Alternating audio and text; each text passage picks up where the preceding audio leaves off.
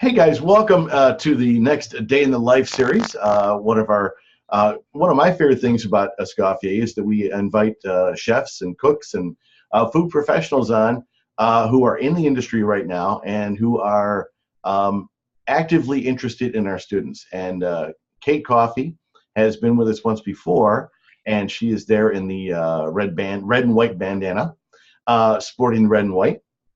And she is very interested in our students, has been very helpful for us, and we really like having her on. So thank you for coming, Kate. My pleasure. Thank you for inviting me.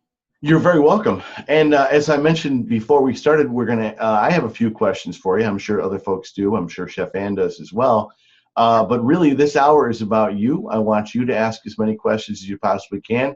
Those of you in the vast listening and viewing audience, covering the globe, from Chicago to Indiana. No, I'm just kidding. No, it's much bigger than that. Much, much bigger. But thank you so much for all coming on. Appreciate that. And if you do have other questions after this all, we wrap it up. we go, okay, bye, see you later. Then you're going to have like 10 more questions. Don't worry. I'll be glad to pass those questions on to Kate, and we'll get those answered for you. But first thing I wanted to ask you, Kate, was how was your Valentine's Day? Is that a big selling day for you? So it's interesting. Valentine's Day, well, let me tell you a little bit like what we're doing. So it'll sort of illuminate why Valentine's Day is weird for us. So we have a production kitchen in Riverside, Illinois, which is this beautiful little tiny town just immediately west of the city. So we're about 10 miles outside the city, and outside of Chicago, I should say. And we just have a production kitchen. We do not have a storefront. We have a website, and we sell wholesale, and then we sell at markets, large fairs and things like that.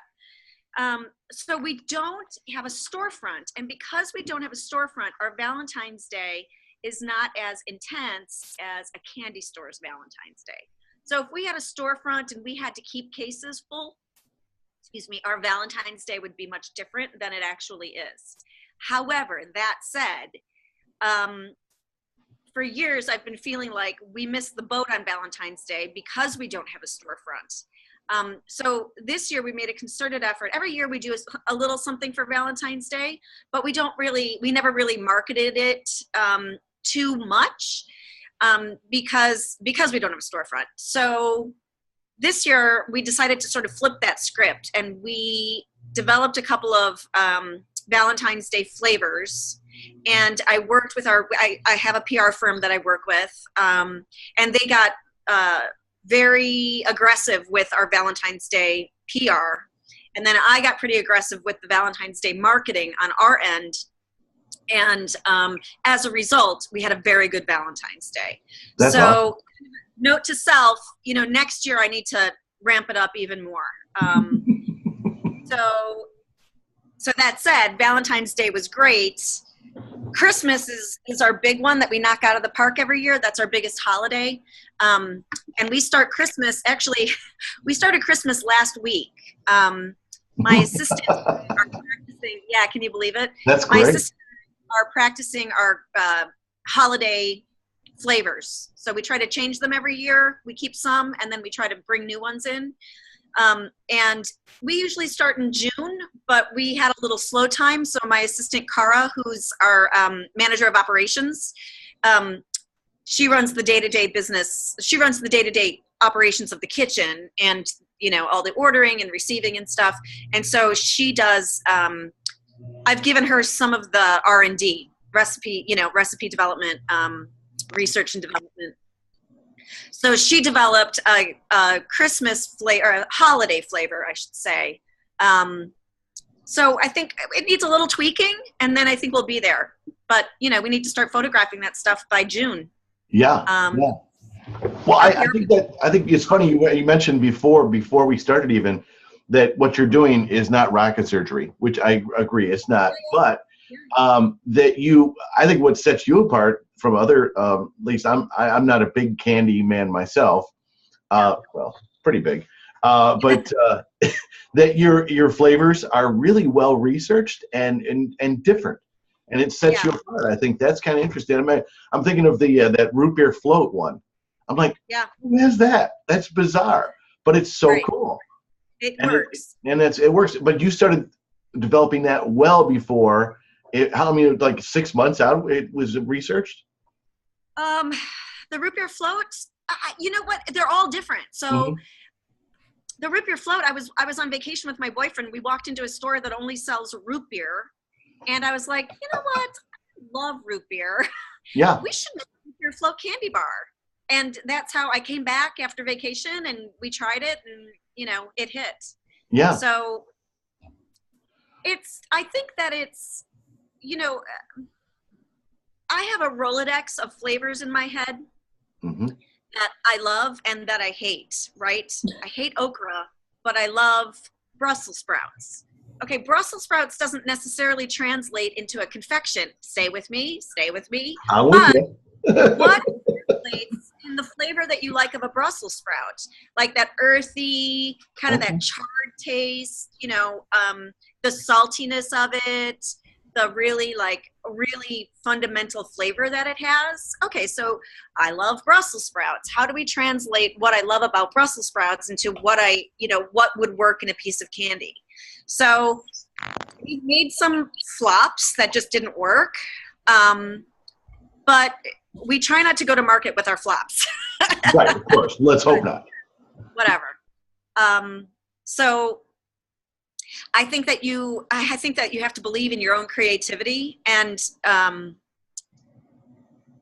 have a lot of people who are not in the food industry who say to me, "Oh, you're so creative." I'm not that creative, but I'll tell you something. I have been through a divorce, and I'm a small business owner. And the two most creative people that I know are my accountant and my divorce attorney. I do not think that those two people are creative. But oh my God, if you see my divorce settlement, you'd be like, damn girl, that guy was creative. So I think it's what what you're bringing to the table, what you have to offer, whether you're an accountant or a pastry person or a garbage collector. Everyone's got their moment of like, okay, that was a creative moment of good genius work there. Absolutely. Well, I'm go a ahead. genius, really. I'm a genius. No, You no, are, I'm not. and she's modest too. Just ask her; she'll tell you. Right. But I think it's interesting you say that though too. That I think sometimes our students are so afraid to fail that they don't try something, and you have to fail. You failed 1,000 times before you think something is really good. Oh my gosh, oh my gosh, oh my Yeah. gosh. I could do a TED Talk on failure. Seriously. I have a lot of topics for my TED Talk. Mine's going to be like 4 hours long. You only get 18 minutes, Kate. No. Yeah. 18 No. minutes. That's it. No, but Kate, what I like what you were kind of touching on though is, something that I think a lot of students even think about, like, well, what about understanding flavors and what goes well together? And how do I think of something new? Right? Because after a while, it gets the vanilla and the chocolate get boring, right? How do we make them interesting? So, I mean, you're even saying, like, look outside of what you normally think of, and then exactly right, what qualities those have. And you know what? You're right. Not everything is going to be a winner, but you're trying. Yeah. Exactly. So what I say about that kind of stuff is, so I have two kids. One who's an incredibly picky eater. She's almost 20. Like, grow up, kid.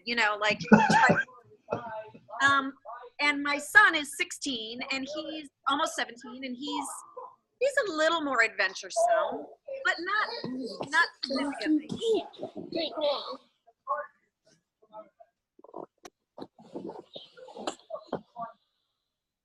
Should I keep going?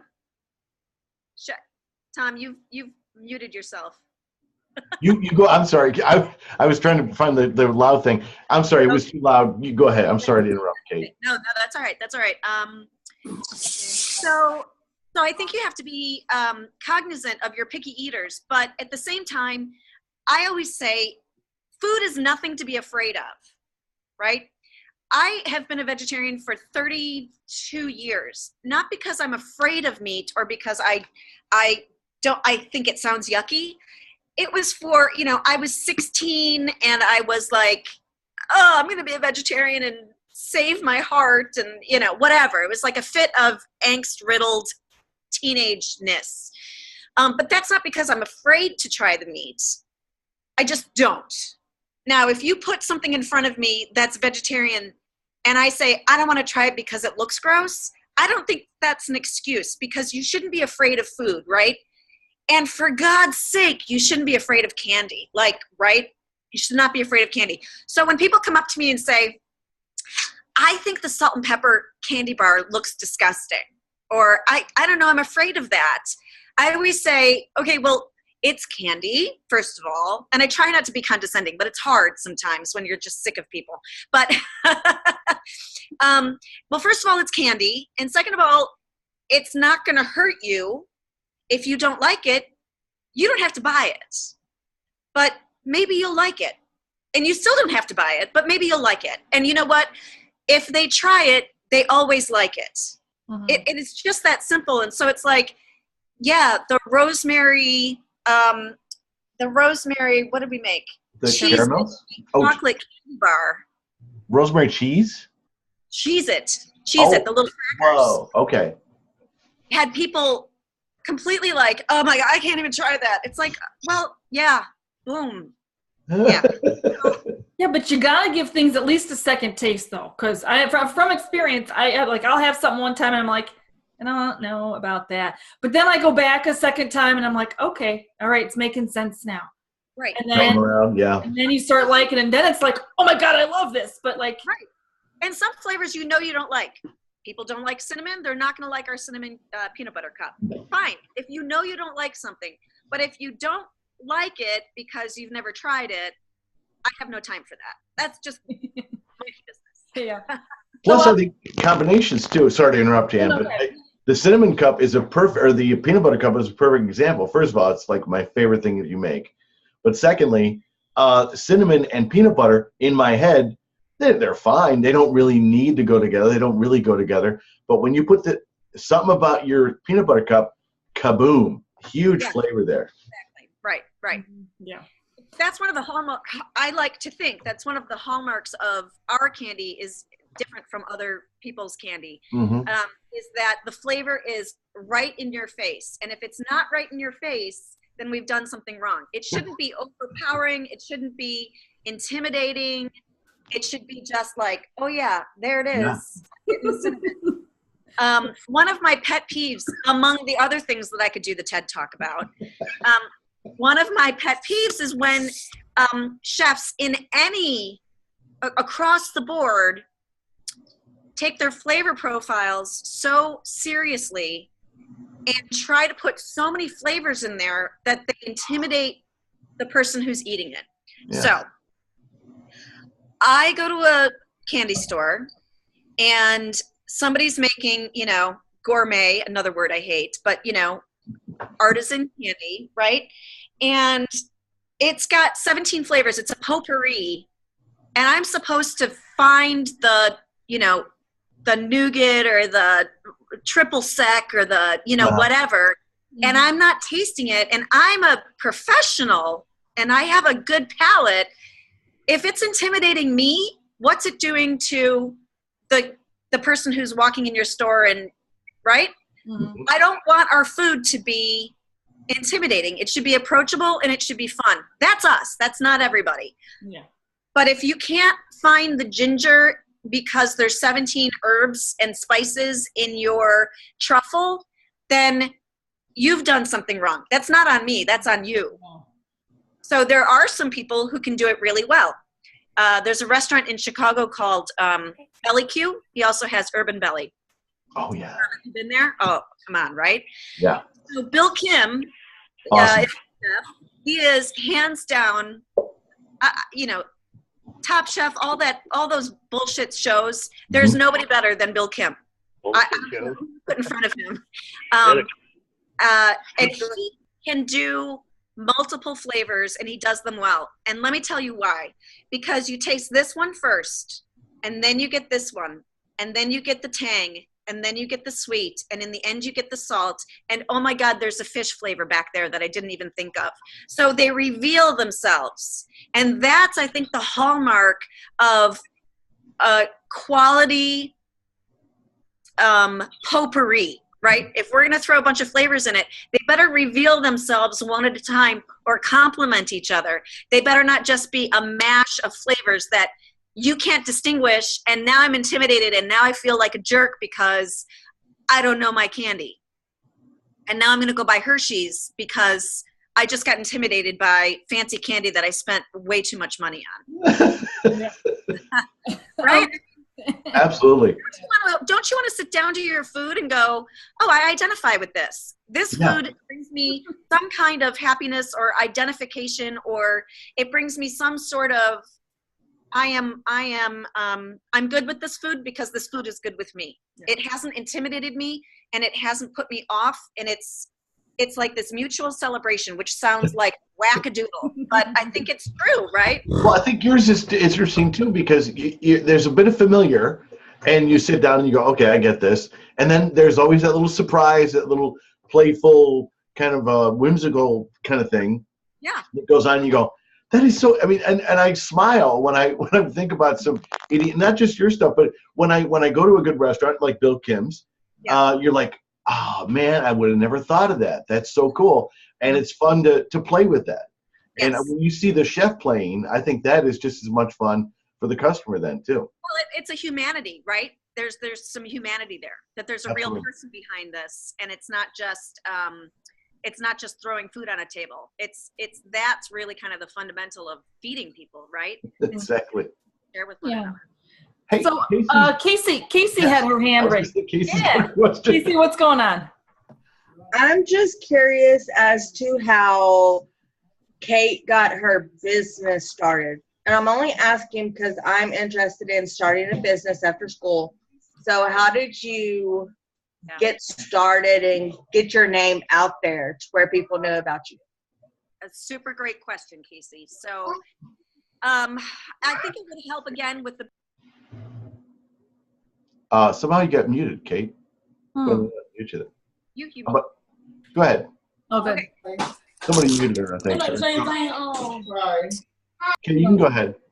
I can go ahead? Okay. Yeah. So I think the backstories will sort of explain how we got to where we got, which is this gloriousness that you see. The palatial digs. Yeah, right. The subterranean. We work in a basement, so it's subterranean down here. I started Chocolate Twist out of my home in June of 2011. And I had two smaller children then, and I was married. And then in February of 2012, actually, today's the anniversary of separating from my husband. Woohoo! Liberation Day. Yes, it's exactly right. So, that's how I started it. I went to my family, who I call my consigliere, look it up later. And I said to them, okay, so now my world just turned upside down. And it literally, if any of you have been through a divorce or a major life change, it literally turns your entire everything upside down.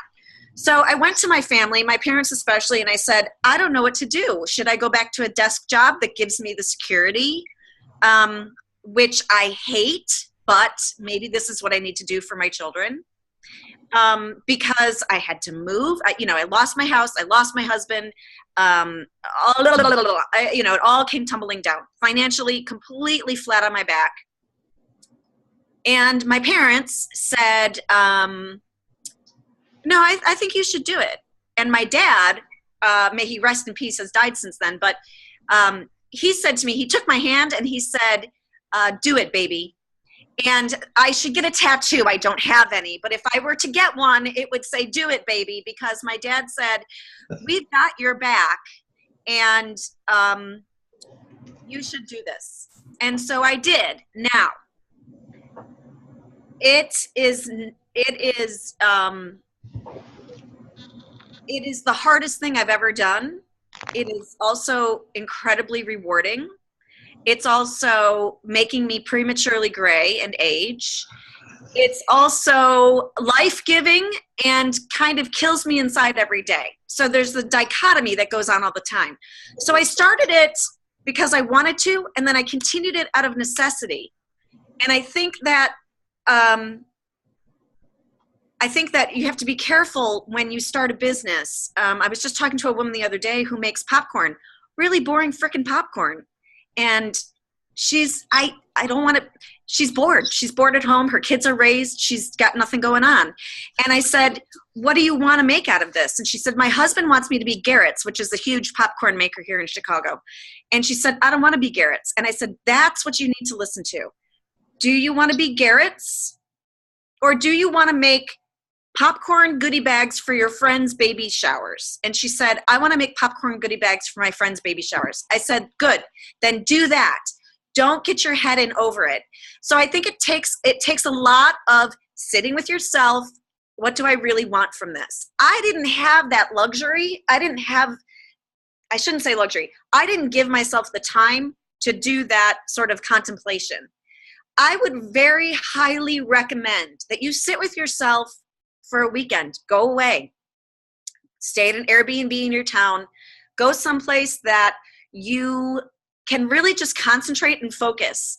Because if you want to be Hershey's, go for it. If you want to be somebody who makes candy out of their home with a, what do they call it? With a license that you can work out of your house. What do they call that, Tom? He's saying it. Cottage. With a cottage license? Yeah, I keep coughing. That's why I keep muting myself. And you want to, sell at farmers markets? That's amazing, and you should do that. But take the time to really think about what you want, because it will take over your life if you want to be Hershey's. I have no intention. I don't want to be Hershey's. Do I want to be bigger than we are now? Yes. But I don't want to be Hershey's. Would I love to be bought by Hershey's? Uh-huh. But I started this too late in my life, and I don't know that I'll ever see that. So that's a very long-winded way to say the first thing you have to do is decide exactly what you want from your skills and your talent as a chef, and then go for it. The next step then is doing all of your legal paperwork. Don't cut corners on your legal paperwork. Do not cut corners on your licensing. Do not cut corners on your ingredients. Be proud and make the right choices when it comes to your legal stuff and your accounting. Don't try to pull one over on anybody, because you will not. You simply will not. They will catch you. You need a great accountant. You do not need a great lawyer until you need a great lawyer. You need a really good accountant. You need someone who can tell you how to set up your business papers right and well the first time, because you don't want to go back and revisit that. It's expensive to do it first. You don't want to have to do it a second time. And then get yourself somebody who, okay, so let me give you some examples. I think I talk better with examples. I have a writing background, right? I majored in writing in college, and I have a knack for it. I do not have a knack for accounting. I do not have a knack for numbers. So I outsource all of my number work. If there's number work to be done, unless it's writing invoices, somebody else is doing it for me, because that's not my area of comfort and it's not my area of expertise. I hired a PR firm because they can get me, they can open doors for me. They said to me, do you want us to take over your social media and your marketing? And I said, no, because I have one voice that it comes from, and I want that voice to be generated from me. I'm really good at it. So thank you, but no, that I know I can do. You have to be confident in what your skills are and humble that you're going to need some help. So there's this like yin and yang of, I'm confident in that I know what I'm doing, and I'm humble enough to say, I need help. You need a great accountant. You need to get your business papers lined up. If you're really good at writing, then you take over your own social media. If you're not, give it to somebody else, because there's nothing worse in your marketing than a poorly written sentence. there's a small business I follow here in Chicago, and every time she posts something, I want to pull my hair out because it's so poorly written, and all it's doing is making the impression that this company is run by a dummy, and she is not a dummy. She's very smart. Writing is not her forte. Girl, hand it to somebody else. Let them do it. So, does that answer your question? I think there's, before you say like, how did you get your business up and running? I think there's a question before that, which is why and what made you. Does that make sense? Casey? Whoever asked me? That was Casey. Casey's like, you bored me to tears, girl. Oh no, I'm actually taking all these notes down because I totally agree. Like I've always worked in the food industry, but I've always worked in like fast food industry. Yeah. And I've always had that, when you're talking about self-reflection, I've always wanted to do more. And I agree with that. I don't want to be Hershey's like you were saying, but I do want to have a food truck. I do want to cook for a living, but I don't want to be some big, giant, awesome place. Yeah. So I do agree with that, but I was just taking all these notes down. So you have to find your happy medium, right? And there is going to be a plateau where you go, I have another friend who's in the food industry, and part of me goes, oh my God, you could be doing so much more. And then I talk to her, and however, I would never say to her, like, you should be doing more. But when I talk to her, and she says to me, I'm really happy with where I'm at. And that I sort of bang over my head, because she has found her happy place, right? Mm-hmm. And part of me is really jealous of that, because I'm like, damn, I want my happy place. But I am of my constitution, right, requires me to keep going. Hers is, you know what? I trudged through, and I'm really happy with where the company is at right now, and I'm going to maintain status quo. And I admire her for that, because she's doing it, and she's fine with it. That's not for me. But it's not a criticism. It's just, you got to find what works for you. You want a food truck? Then all your energy is going to go into food truck. Absolutely. Yeah. One of the things that really, in your little talk there about starting your business, was that you outsourced so many things that you felt you were not that good at, or that you really didn't even want to do. And you didn't skimp on it either. And that's part of it too. You have to have the capital, but you also have to have that knowledge that this is something that I should do right, that I should spend money on, so that lays that base for a good business later on. Am I taking that from what you said? So I have my accountants. I've got two different teams, and it's complicated, and I won't go into all the boring details, but I have sort of an accountant, and then I have a bookkeeping team. I've got two separate teams. My accountant, I pay a top dollar for, and she's doing a lot of the heavy lifting, right? And then my bookkeeping team is a gratis, a free gift to me from my cousin who has her own firm. And so as a divorce present, she gave me a year of free bookkeeping, and she's just kept it going. And it's, it keeps her folks on their toes, and it's a free gift to me, and it's great. So, that's cool. But where was I going with this? Oh, so my bookkeeping team was like, hey, Kate, you really could be doing this other thing yourself every month. It's costing you about $200 a month to have your accountant doing it. And I said, what takes her probably an hour or 2 hours to do, not even 2 hours, I'm sure she even sends it off to her secretary to do it. I said, what takes her an hour to do would take me 9 hours to do it.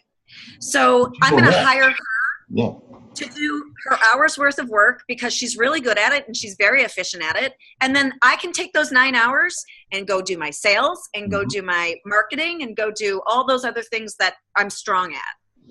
Absolutely. Yeah. Well, I mean, in food service, there's make or buy, right? And you don't want to make that. You want to buy it. That makes sense. Yeah, make or buy for sure. Did I see another question? Couple of hands. We got a princess. You had a question? Yes, I do. Go for it. My question, I have two questions. My first question would be, when you're starting off a business, um, to be successful, like what would be the best direction? Would it be the best thing to start off like at your house, or would it be best to just go for it?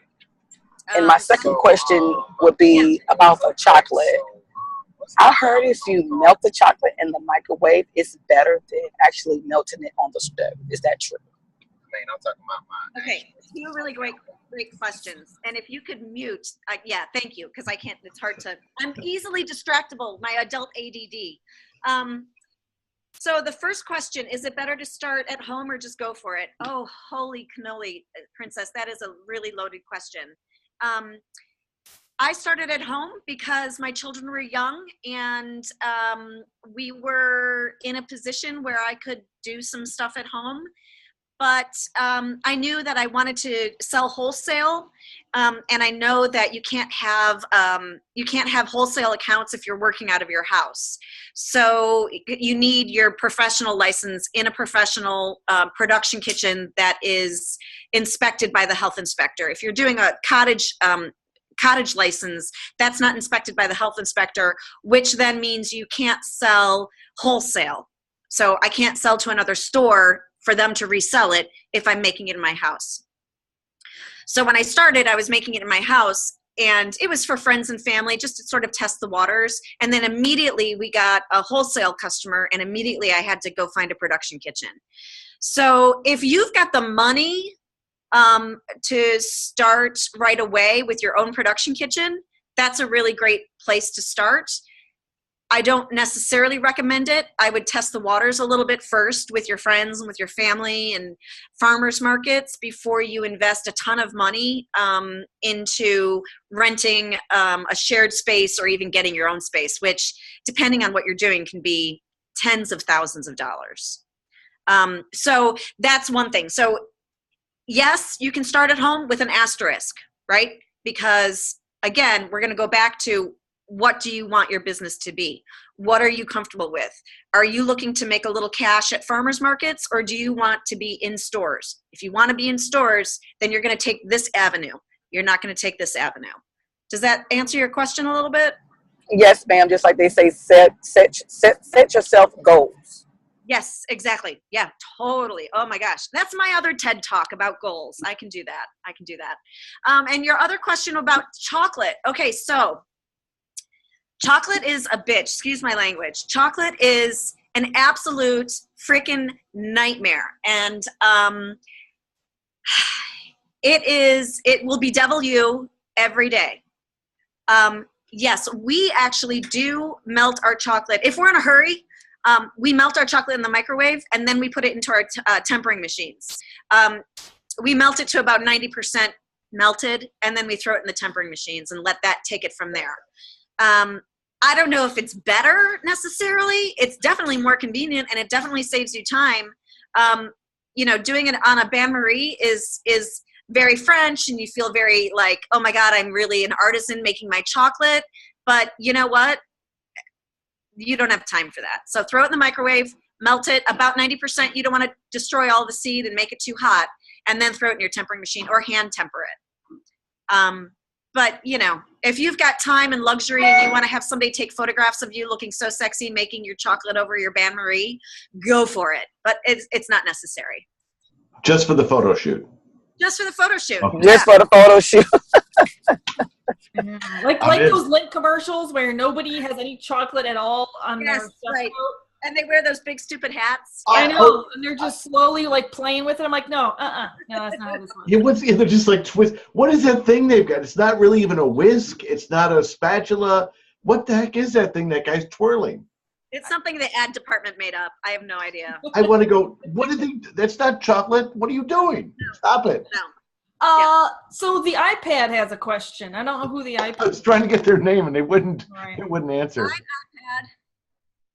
Hi, iPad. The iPad. Maybe it's the actual iPad. It's the machine Right. now taking over. Okay. There's somebody over here asking, how much do we need to start up a home-based chocolate business? A rough estimate. Should I answer that? Go for it. More money than you think you're going to need, my friends. That was the exact answer I was thinking of, Kate. Yeah. So here's how I did it, and it's different for everybody. And all I can tell you is my experience. I borrowed $1,000 from my now ex-husband, who I affectionately call my husband. And I borrowed it from his business, and I got all my legal fees done, all my business licensing set up. And then I had to buy some cans and, all the stuff you need.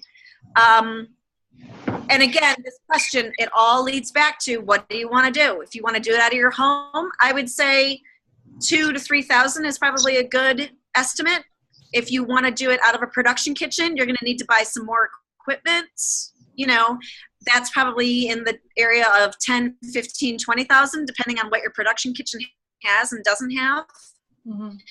If you want to make a full chocolate kitchen, which I highly discourage you from doing, you're looking at, anywhere up to $150,000.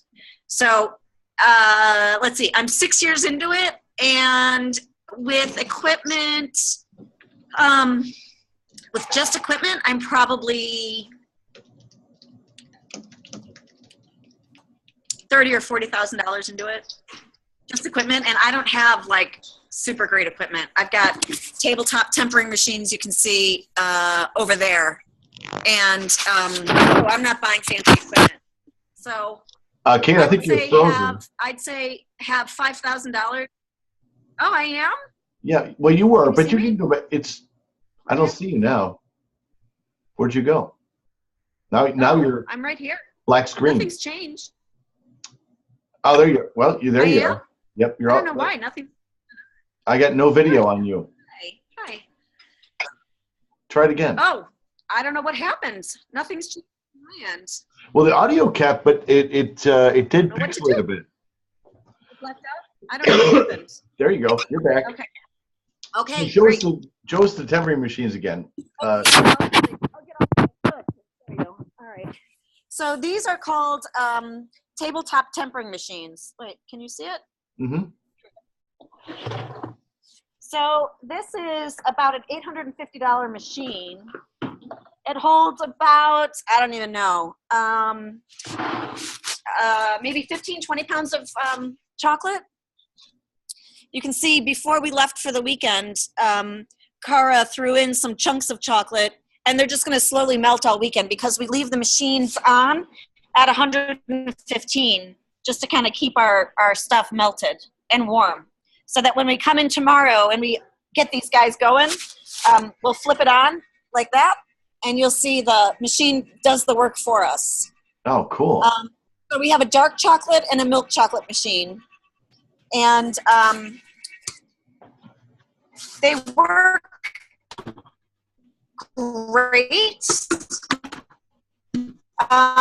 If you have the money to invest in a machine like that, great. If you don't, there are small machines that hold.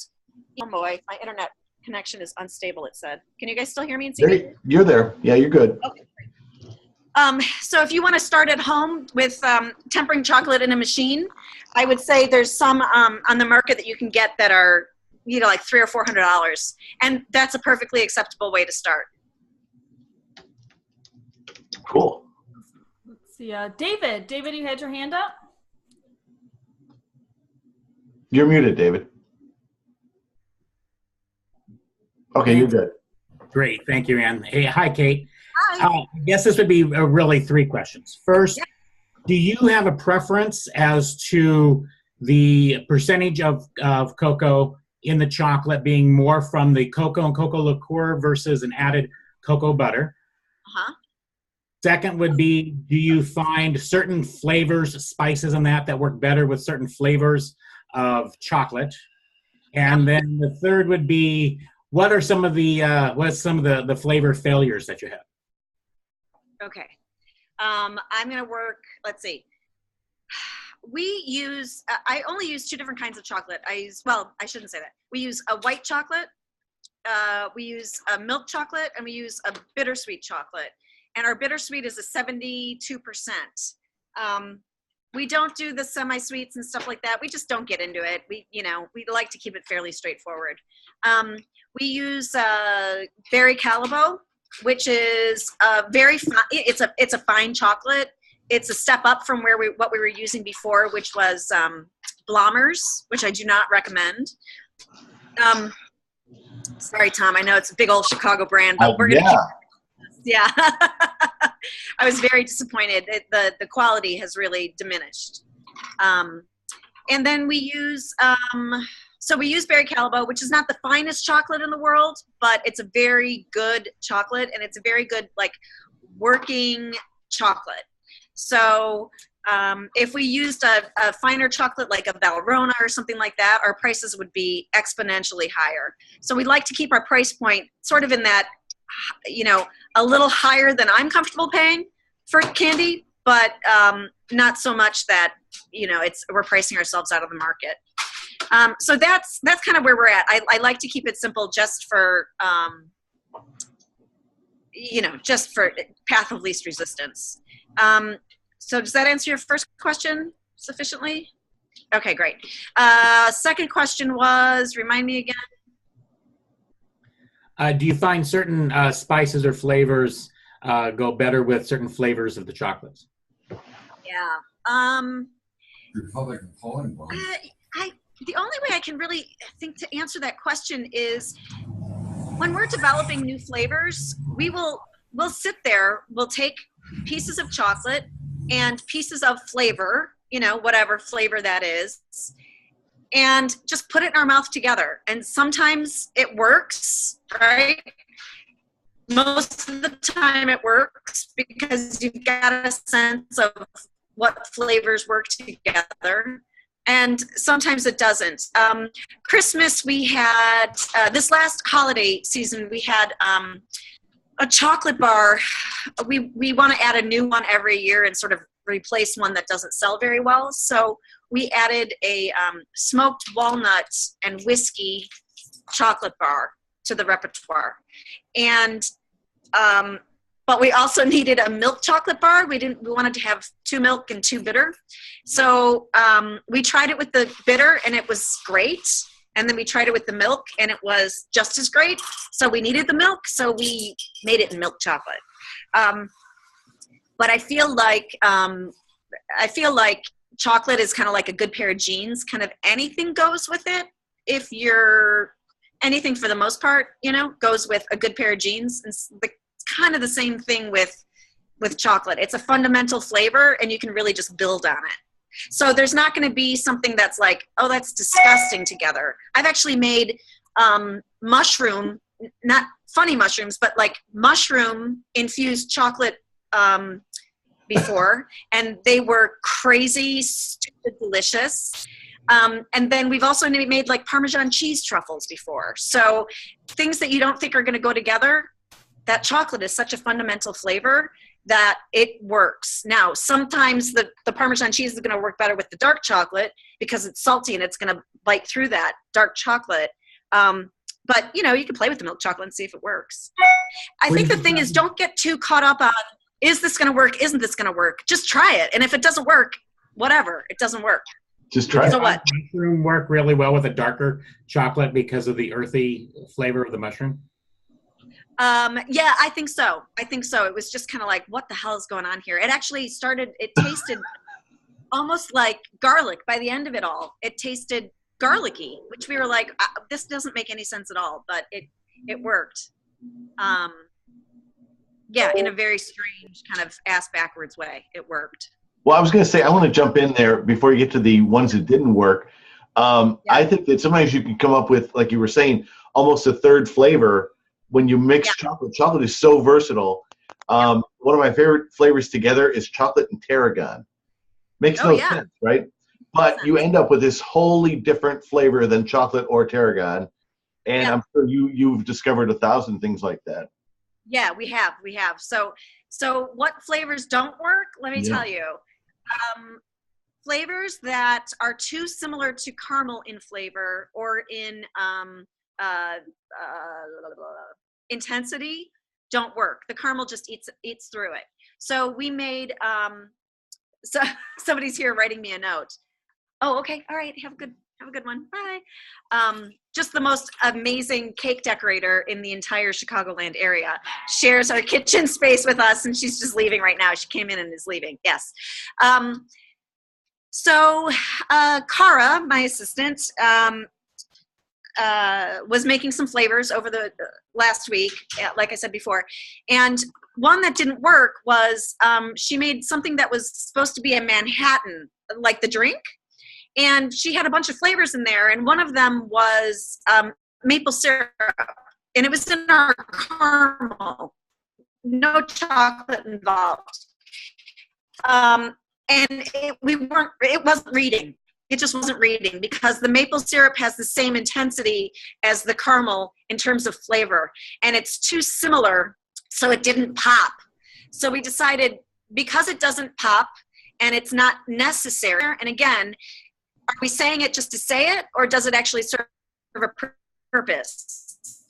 It didn't really serve a purpose, so we took it out. That was going to be an expensive ingredient anyway. So she's back to the drawing board with that one. And after we tasted it, we see what tweaks need to be made. Peach caramels don't work because peach has the same intensity and flavor profile as a caramel. A lot of extracts and stuff. We really want that flavor to come through from the actual fruit. Orange, obviously, citrus always works because it's got that, it just pops right through. So anything that's going to fail is going to fail because it's not an intense enough flavor. It's not different enough from your fundamental flavor. Does that make sense? Yeah, that makes total sense. Yeah. That's interesting. Yeah. Because chocolate will eat up a lot of flavor anyway. Yeah. It's so strong. It does. Yeah, and so what I tell my crew when they come in and they first start working with me, I say, when I'm doing a class, I say, taste your cream right now that you're going to infuse your caramel with. If that cream doesn't make you want to oh my God, what the hell is going on? All I'm tasting is coffee or tarragon or whatever. If it's almost off-putting when you're tasting it in its raw form, then that's when it's going to work with the chocolate, because the chocolate will eat everything, and so will caramel. Those flavors are so intense that unless you are pushing stuff through, it's just going to get lost. Interestingly, I was in Mexico with my family. Christmas Day, we flew to Mexico. My family was there. And so my family's been eating chocolate twist candy literally from the first day, right? My siblings, my sister-in-law, my mom. And my sister said, all right, I just have something to say. After I brought probably 15 dozen boxes of different flavors of caramels, she said, I'm just going to say something. I hope this doesn't insult you. And I was like, nothing can insult me. What? And stuff insults me, but not that. She says, the flavors don't pop like they used to. And I was like, what? What are you talking about? The flavors don't pop. So, I texted my assistant from Mexico. I'm like, okay, we need to revisit. Sure enough, we felt like something is not popping. Something's not popping. So we kind of retooled some of our recipes. Like, you know what? What didn't work this year? Here's another fail. Our banana ginger caramels did not work this year. We sold them. We thought they were going to work. They didn't work. So keep that in mind. Banana ginger caramels, they didn't work. No, but not everything does, right? And that's what you do. You try things out and you see what happens, and you go from there. So you got to take a risk. You do have to take some risk. Yeah. And I think it's good to be taking criticism from every avenue. Wait, Kate, you dropped out again. You know what? Here's the other thing I do is you have to have. Shoot! Hello. Can you see me? I don't know what's going on. Am I here? Hello. Can you hear me? You're back. Oh, you just heard me swear then. It's okay. Yeah, I think you have to have a really tough skin and be willing. Again, here's the yin and yang of being able to take criticism and know your competence. So even when I'm doing a pitch to, oh brother, you're not kidding. So even when I'm doing a pitch to new customers, I will say to them, we will take all feedback. Right. I want all feedback because these are people who are in the industry. They know good food. I have one very reliable customer called Food 52. And if you guys have not discovered the website Food 52, you are absolutely not prepared to be food professionals. So go to Food 52. We sell our products on it. And it is the most well curated website on food I have ever seen. It is excellent. The buyers there, I have developed a very nice relationship with them. And if I am questioning something, I will send them samples and I'll say, I'm not looking for you to pick up this particular candy bar. I want your professional opinion on what you think of it. And they will email me back and they'll say, this one's great. This one didn't hit it out of the park for us. So if you are willing to not be perfect and not have all the answers, you're going to do really, really well because I surround myself with people who are much, much smarter than me, and I listen to them. And I think that actually does separate us from other people, other confectionaries. We're not trying to save the world, right? We're just trying to make a really solid product. And if somebody has some constructive criticism of what we're doing, I want to hear it because I want us to be better. You know, Kate, that brings up a really good point too, is you might develop something that you personally absolutely love and it doesn't sell. Maybe other people don't like it. It doesn't mean that it's terrible. Maybe you have to also do what your demographic, what your target market wants. And so you have to be strong enough, right? To be able to sideline something that you prefer because it's not what's moving. It's not what's going to move. Yep. And we do that all the time. We do it all the time. You have to change. So takeaways, this is what I would say. You got to have a really strong constitution, right? You have to be willing to sit in the most uncomfortable places you have ever sat in, emotionally, financially, physically. You have to be willing to hear some really hard truths, really freaking hard truths, really like you want to die hard truths, right? They hurt. You have to know exactly who you are and where you want to go with it, and stay true to that. It all sounds so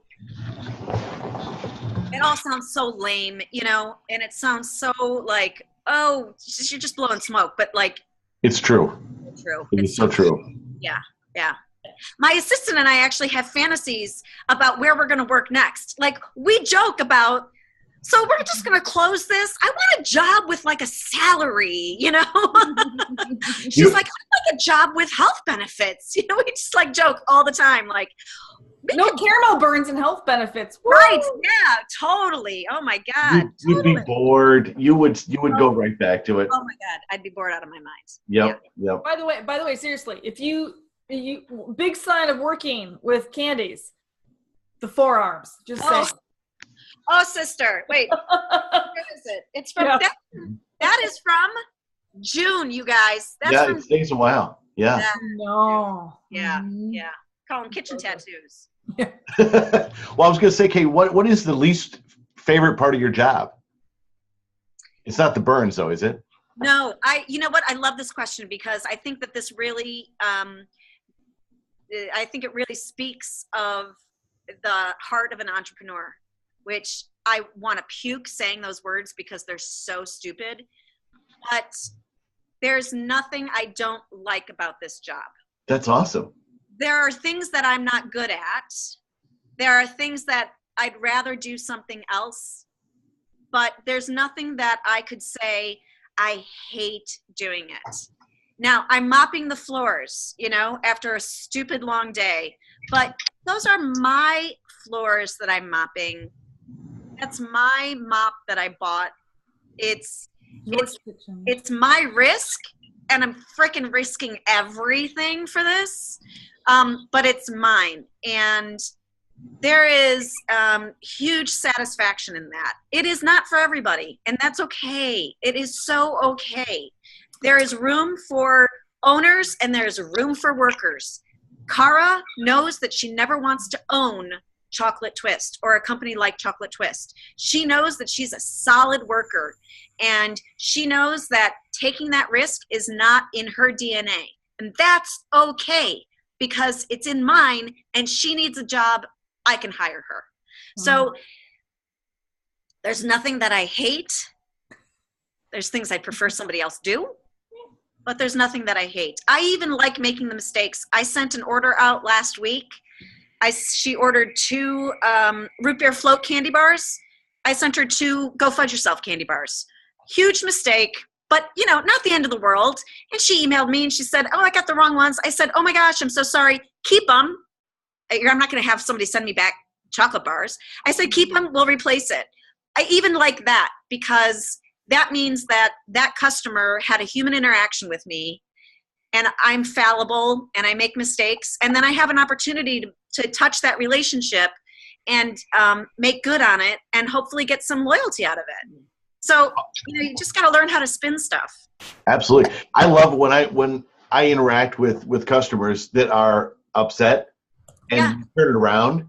That actually strengthens your relationship with that customer more so than even if it was just a regular transaction.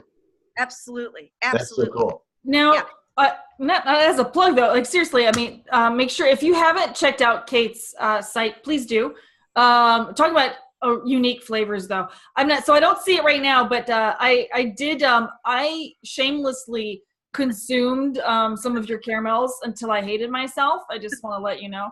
Well, you know why she did that, you guys? Because Anne did me a major solid and helped me with some recipe development. So she's being modest that she consumed caramels, but those were well-earned. That was a well-earned consumption, lady.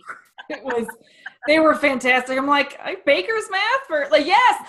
No, but she's a wonderful product. And I will also say, I think, looking at it, a smart aspect too for anybody looking to open a small business. Don't go too big with your menu either. Oh my gosh. Oh, huge mistake. My menu is pared down. And you've got ideas bouncing all the time, but we cut our caramel offerings it's a quarter of what we used to offer. We are only selling our best sellers on our website right now. And it killed me to do that. You have to kill your best babies, right? In writing and anything. But you're absolutely right, Anne. You are absolutely right. Don't go too big. You'll kill yourself.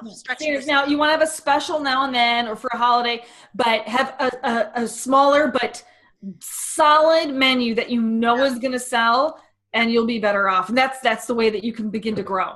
Yeah. Well, and since you've been doing this for a while, you don't need to have any dogs on the menu. You just have just good stuff that is going to consistently sell. Yeah.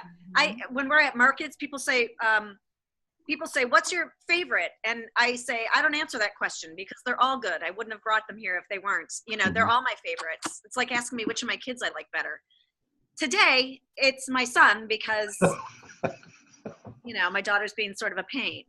But tomorrow, it's going to be my daughter because my son will not get out of bed. So it's, it changes everything.